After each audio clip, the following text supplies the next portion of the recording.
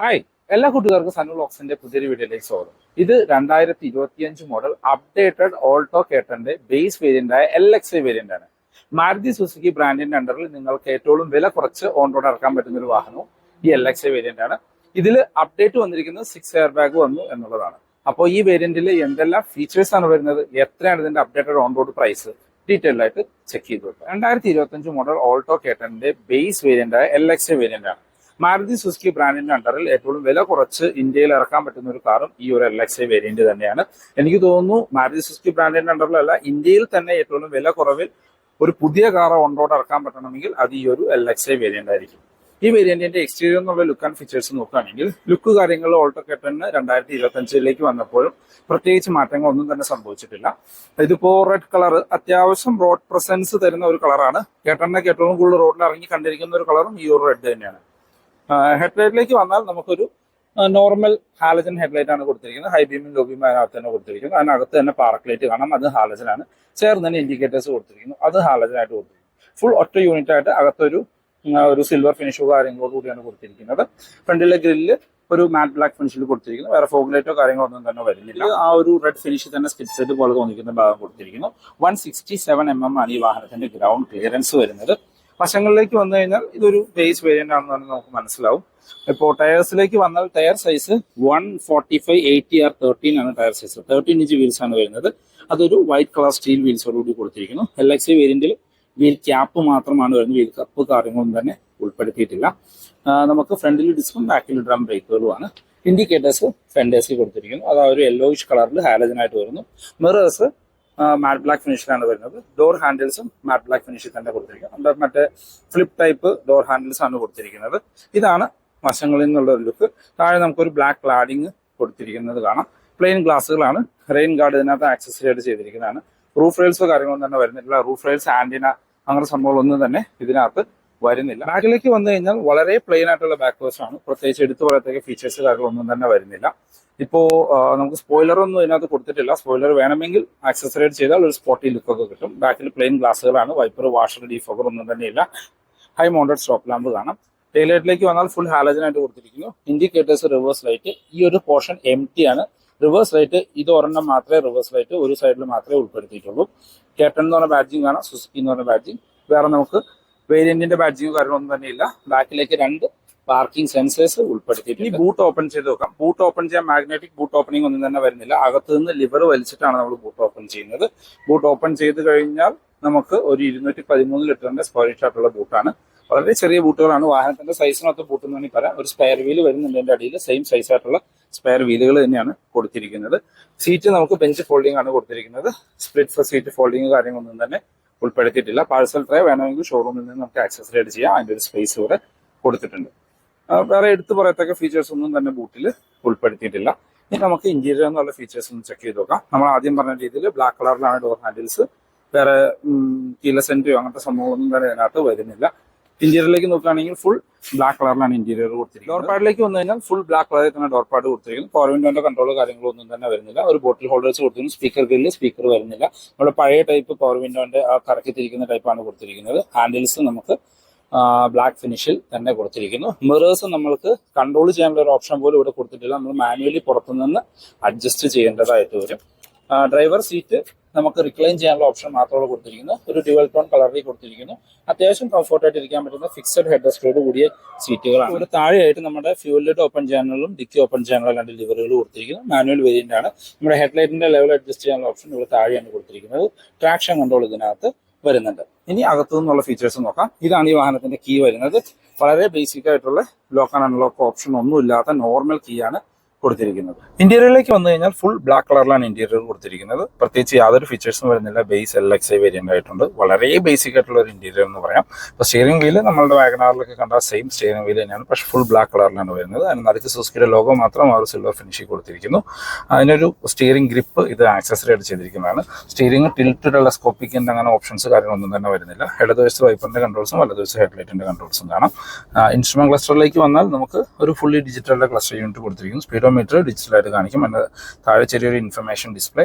അതിനകത്ത് ഇപ്പോൾ trip by trip പിന്നെ ടോട്ടൽ കിലോമീറ്റേഴ്സ്, അങ്ങനെ വളരെ ലിമിറ്റഡ് ആയിട്ടുള്ള ഫീച്ചേഴ്സ് മാത്രമേ ഉള്ളൂ. ഇപ്പോൾ എത്ര കിലോമീറ്റർ ഓടാൻ ഉള്ള ഇന്ധനം ബാലൻസ് ഉണ്ട്, അങ്ങനത്തെ ഇൻഫർമേഷൻസ് കാര്യങ്ങളൊന്നും ഇതിനകത്ത് ഉൾപ്പെടുത്തിയിട്ടില്ല. സെൻട്രലിലേക്ക് വന്നാൽ നമുക്ക് ടോപ്പിലായിട്ട് AC വെൻസ് കാണാം, അതൊരു ബ്ലാക്ക് ഫിനിഷ് കൊടുത്തിരിക്കുന്നു. മ്യൂസിക് സിസ്റ്റം ഒന്നും വരുന്നില്ല, അത് വേണമെങ്കിൽ ഷോറൂമിൽ നിന്ന് പുറത്തു നിന്ന് ആക്സസ് റൈഡ് ചെയ്യാം. താഴെ ഹസാർഡ് ലൈറ്റ് കൊടുത്തിരിക്കുന്നു. നമ്മുടെ മാനുവൽ AC കൺട്രോൾസ് കാണാം. അതിന് താഴെ നമുക്ക് ചാർജിങ് ബോട്ടോ കാര്യങ്ങളൊന്നും തന്നെ വരുന്നില്ല. ഇവിടെ എല്ലാം സ്റ്റോറേജ് സ്പേസ് ആണ്. ഫ്രണ്ടിൽ 2 കപ്പ് ഹോൾഡേഴ്സ് കൊടുത്തിരിക്കുന്നു. Manual gear lever, 5 speed manual gear lever കാണാം.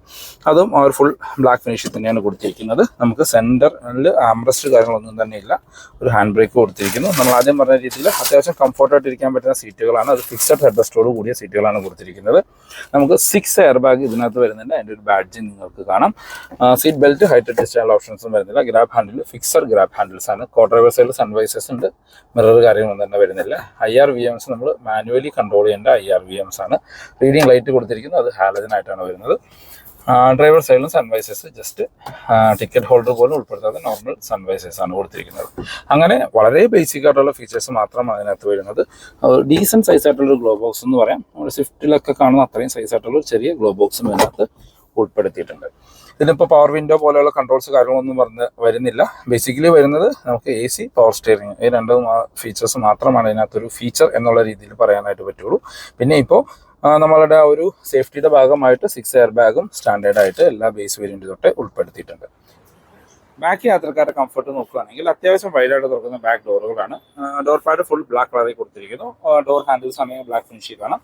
സ്പീക്കർ ഗ്രില്ല് ഉൾപ്പെടുത്തിയിട്ടുണ്ട്. ഇവിടെ ജസ്റ്റ് ഒരു ഹാൻഡിൽ പ്ലസ് സ്റ്റോറേജ് എന്നുള്ള രീതിയിലുള്ള ഒരു പോർഷൻ കൊടുത്തിരിക്കുന്നു. നമുക്ക് ബാക്കിലേക്ക് AC വെൻസ് ഓൻ്റെ കാര്യങ്ങളൊന്നും തന്നെ വരുന്നില്ല. 3 പോയിന്റ് സീറ്റ് ബെൽറ്റ് സേഫ്റ്റിയുടെ ഭാഗമായിട്ട് ഉൾപ്പെടുത്തിയിട്ടുണ്ട്. 3 പേർക്ക് ഇൻഡിവിജ്വൽ സീറ്റ് ബെൽറ്റ് കാണാം. 2 പേർക്കുള്ള ഫിക്സഡ് ഹെഡ് റെസ്റ്റും വരുന്നുണ്ട്. സെൻട്രൽ പേഴ്സണിന് ഹെഡ് റെസ്റ്റ് കാര്യങ്ങളൊന്നും തന്നെ ഉൾപ്പെടുത്തിയിട്ടില്ല. അപ്പം നമ്മൾ അകത്തേക്ക് കയറി ഇരുന്നാൽ ഫ്രണ്ട് സീറ്റ് എൻ്റെ ഹൈറ്റിനാണ് അഡ്ജസ്റ്റ് ചെയ്തിരിക്കുന്നത്. എന്നാലും അത്യാവശ്യം ഒരു 4 ഫിംഗേഴ്സിൻ്റെ അടുത്തുള്ള ഒരു നീ റൂമും കഥ സുഖമായിട്ടിരിക്കാൻ പറ്റുന്ന ലെഗ് റൂമും കാണാവുന്നതാണ്. ഹെഡ്റൂം നോക്കുകയാണെങ്കിൽ നമുക്ക് നിവർന്നിരുന്നാൽ പോലും ഏകദേശം ഒരു 8 സെന്റിമീറ്റർ ഹെഡ്റൂം ബാലൻസ് കാണാം. അത്യാവശ്യം വൈഡായിട്ടുള്ള ബാക്ക് സ്പേസ് ആണ്. 2 പേർക്ക് പ്ലസ് ഒരു കിഡ്, അതാണ് സുഖമായിട്ടിരിക്കാൻ പറ്റുള്ളൂ. 3 പേർക്ക് ഇരുന്ന് കഴിഞ്ഞാൽ നല്ല രീതിയിൽ സ്ക്വിസ് ചെയ്തിരിക്കേണ്ടി വരും. ബാക്കിൽ ഫിക്സഡ് ഗ്രാബ് ഹാൻഡിൽസ് ആണ് ബാക്കിലും കൊടുത്തിരിക്കുന്നത്. വേറെ ലൈറ്റോ കാര്യങ്ങളൊന്നും തന്നെ വരുന്നില്ല. പാഴ്സൽ ട്രേ പോലുള്ള സംഭവങ്ങളും ഇതിനകത്ത് ഉൾപ്പെടുത്തിയിട്ടില്ല. ഇപ്പൊ ഈ ഒരു വാഹനം എന്ന് പറഞ്ഞു കഴിഞ്ഞാൽ, ഇപ്പോൾ എൻ്റെ ഒരു അഭിപ്രായത്തിൽ ഇപ്പൊ നിങ്ങൾക്കൊരു പുതിയ വാഹനം വാങ്ങണം, ഒരു 5 ലക്ഷം രൂപയ്ക്കാണ് ബഡ്ജറ്റ് എങ്കിൽ നിങ്ങൾക്ക് കൺസിഡർ ചെയ്യാൻ പറ്റുന്ന ഒരു വാഹനമാണ് നമ്മുടെ ഈ ഒരു വേരിയന്റ്. അതല്ല എങ്കിൽ കുറച്ചുകൂടി ബഡ്ജറ്റ് ഇട്ടിട്ട് നമ്മുടെ വാഗണാറോ ഇഗ്നിസൊക്കെ മേടിക്കുന്നതായിരിക്കും എന്തുകൊണ്ടും നല്ലത്. ഓൾട്ടോ കേറ്ററിന്റെ സേഫ്റ്റി ഫീച്ചേഴ്സിലേക്ക് വന്നാൽ ഇപ്പോൾ ബേസ് വേരിയന്റ് തൊട്ട് 6 എയർ ബാഗ് സ്റ്റാൻഡേർഡ് ആയിട്ട് കൊടുത്തിട്ടുണ്ട്. ABS, EBD, ട്രാക്ഷൻ കൺട്രോൾ, ഇത്രയാണ് ഇതിന്റെ സേഫ്റ്റി ഫീച്ചേഴ്സ് വരുന്നത്. വേറെ ഹിൽ ഹോൾഡ് പോലെയുള്ള ഫീച്ചേഴ്സ് ഒന്നും ഇതിനകത്ത് ഉൾപ്പെടുത്തിയിട്ടില്ല. എഞ്ചിൻ ആൻഡ് ഗിയർ ബോക്സിലേക്ക് വരികയാണെങ്കിൽ ഒരു 1 ലിറ്റർ ട്രയൽ ആൻഡ് ടെസ്റ്റർ ആയിട്ടുള്ള പെട്രോൾ എഞ്ചിനാണ് കൊടുത്തിരിക്കുന്നത്. 65 HP ആണ് പവർ തരുന്നത്. 89 Nm ടോർക്കും ഉൽപ്പാദിപ്പിക്കുന്ന ഒരു എഞ്ചിനാണ് കൊടുത്തിരിക്കുന്നത്. നമ്മളുടെ വാഗനാറിലും കേട്ടനിലും സെലോറിയിലൊക്കെ കണ്ട സെയിം എഞ്ചിൻ തന്നെയാണ്. സൈലന്റ് ആയിട്ട് ക്വയറ്റ് ആയിട്ടുള്ള അത്യാവശ്യം പവർഫുൾ ആയിട്ടുള്ള ഒരു എഞ്ചിൻ. പക്ഷേ ഈ 65 HP പവറുള്ള എഞ്ചിൻ ഇത്രയും ചെറിയ വാഹനത്തിലേക്ക് വരുമ്പോൾ ഇത് അത്യാവശ്യം പവർഫുൾ ആയിട്ടുള്ള ഒരു കാറായിട്ട് നമ്മൾക്ക് റിയൽ ലൈഫിൽ ഫീൽ ചെയ്യും. പിന്നെ ഇതിന് 5 സ്പീഡ് മാനുവൽ അല്ലെങ്കിൽ 5 സ്പീഡ് IMT ഗിയർ ബോക്സിൽ അവൈലബിൾ ആണ്. അതുപോലെ തന്നെ CNGയിലും വരുന്നുണ്ട്. പെട്രോൾ വേരിയന്റിന് കമ്പനി ക്ലെയിം ചെയ്യുന്ന മൈലേജ് മാനുവലിന് 24 km/ലിറ്ററും ഓട്ടോമാറ്റിക്കിന് 23.8 ഒക്കെയാണ് മൈലേജ് പറയുന്നത്. റിയൽ ലൈഫിൽ എങ്ങനെ ഓടിച്ചു കഴിഞ്ഞാൽ 20+ മൈലേജ് കിട്ടും. അതല്ല നിങ്ങൾക്ക് കുറച്ചും കൂടി മൈലേജ് വേണമെങ്കിൽ ഇതിന്റെ CNGയിലേക്ക് പോകാം. CNG VXIയിലും LXIയിലും ഈ ബേസ് വേരിയന്റിലും സെക്കൻഡ് വേരിയന്റിലും നിങ്ങൾക്ക് CNG അവൈലബിൾ ആണ്. 33-34 കണ്ടൊക്കെയാണ് പറയുന്ന മൈലേജ്. എങ്ങനെ ഓടിച്ചു കഴിഞ്ഞാൽ ഒരു 30+ മൈലേജ് കിട്ടും. കാര്യം ഇത്രയും ചെറിയൊരു വാഹനമാണ്. ആ ഒരു സെയിം 1 ലിറ്റർ പെട്രോൾ എഞ്ചിനിൽ CNG ഘടിപ്പിച്ചാൽ തന്നെ അത്യാവശ്യം മൈലേജ് നമുക്ക് ലഭിക്കും. പെട്രോളിൽ തന്നെ 24 കിട്ടുമ്പോൾ എങ്ങനെയാലും CNGയിൽ ഒരു 30 അടുത്ത് നമുക്ക് മൈലേജ് എക്സ്പെക്ട് ചെയ്യാം. ഈ വാഹനത്തിന്റെ അപ്ഡേറ്റഡ് ഓൺ റോഡ് പ്രൈസിലേക്ക് വന്നാൽ നമ്മളിപ്പോൾ റിവ്യൂ ചെയ്തുകൊണ്ടിരിക്കുന്നതിന്റെ ബേസ് LXI വേരിയന്റ് ആണ്. ബേസ് LXI വേരിയന്റിന് എല്ലാ ഓഫറുകളും കഴിഞ്ഞിട്ടുള്ള ഓൺ റോഡ് പ്രൈസ് വരുന്നത് 5,30,000 രൂപയാണ്. ഓഫർ എന്ന് പറഞ്ഞു കഴിഞ്ഞാൽ നമ്മൾക്ക് ഈ ഏപ്രിൽ മാസത്തിൽ കൺസ്യൂമർ ഓഫറായിട്ട് 40,000 രൂപ ഓട്ടോമാറ്റിക്കിനും മാനുവൽ വേരിയന്റിനും 35,000 രൂപയും വരുന്നുണ്ട്. CNGക്ക് 35,000 രൂപ കൺസ്യൂമർ ഓഫർ കൊടുക്കുന്നുണ്ട്. പിന്നെ നമുക്ക് കോർപ്പറേറ്റ് ഓഫറായിട്ട് 3,200 രൂപ അടുത്ത് കോർപ്പറേറ്റ് ഓഫറും വരുന്നുണ്ട്. അഡീഷണലി 15,000 രൂപ എല്ലാ വാഹനത്തിനും എക്സ്ചേഞ്ച് ബോണസും വരുന്നുണ്ട്. നമ്മൾ പറയുന്ന പ്രൈസിൽ എക്സ്ചേഞ്ച് ബോണസ് ഉൾപ്പെടുത്തുന്നില്ല. കാരണം പലർക്കും വാഹനം എക്സ്ചേഞ്ച് ചെയ്യാനുണ്ടാവില്ല. അതല്ലാത്ത ഓഫറുകളിലെല്ലാം കഴിച്ചിട്ടാണ് നമ്മളിപ്പോൾ റിവ്യൂ ചെയ്തുകൊണ്ടിരിക്കുന്ന ബേസ് LXI വേരിയന്റ് നിങ്ങൾക്ക് 5,25,000 രൂപയ്ക്ക് ഓൺ റോഡ് ഇറക്കാനായിട്ട് പറ്റുക.